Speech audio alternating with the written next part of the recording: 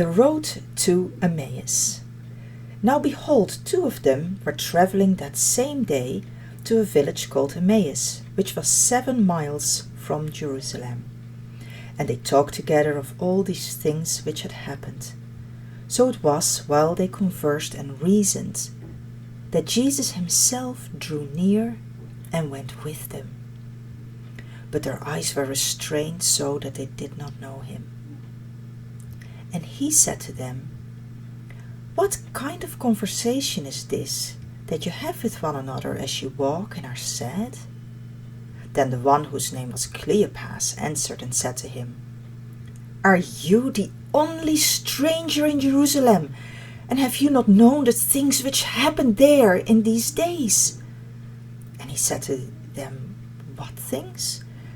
And they said to him, "The things concerning Jesus of Nazareth, who was a prophet, mighty in deed and word before God and all the people, and how the chief priests and our rulers delivered him to be condemned to death and crucified him.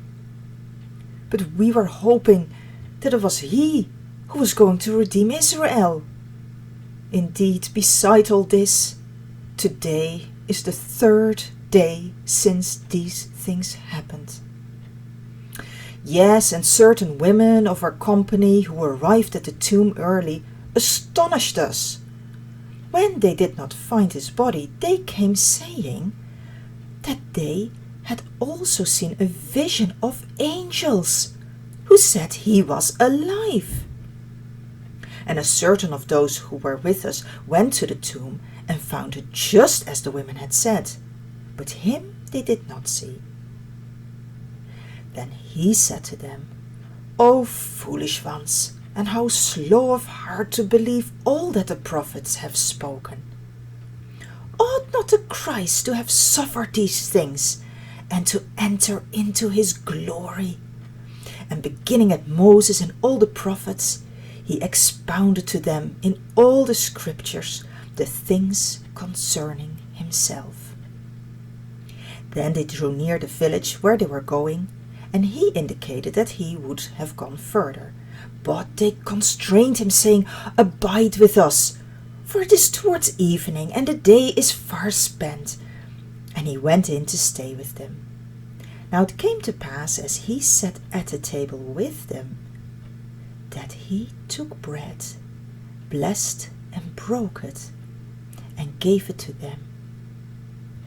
Then their eyes were opened, and they knew him, and he vanished from their sight. And they said to one another, "Did not our heart burn within us while he talked with us on the road, and while he opened the scriptures to us?"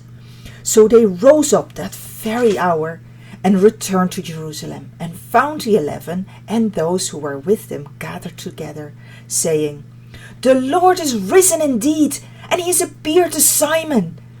And they told about the things that had happened on the road, and how he was known to them in the breaking of the bread. Now, as they said these things, Jesus himself stood in the midst of them, and said to them, "Peace to you." But they were terrified, frightened, and supposed they had seen a spirit. And he said to them, "Why are you troubled? And why do doubts arise in your hearts? Behold, my hands and my feet, that it is I myself. Handle me, and see, for a spirit does not have flesh and bones, as you see I have."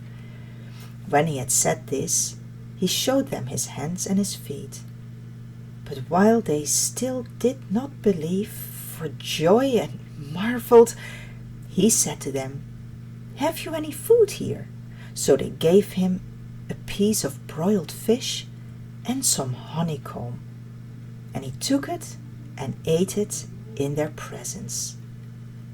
Then he said to them, "These are the words which I spoke to you while I was still with you, that all things must be fulfilled which were written in the law of Moses and the prophets and the Psalms concerning me." And he opened their understanding, that they might comprehend the scriptures.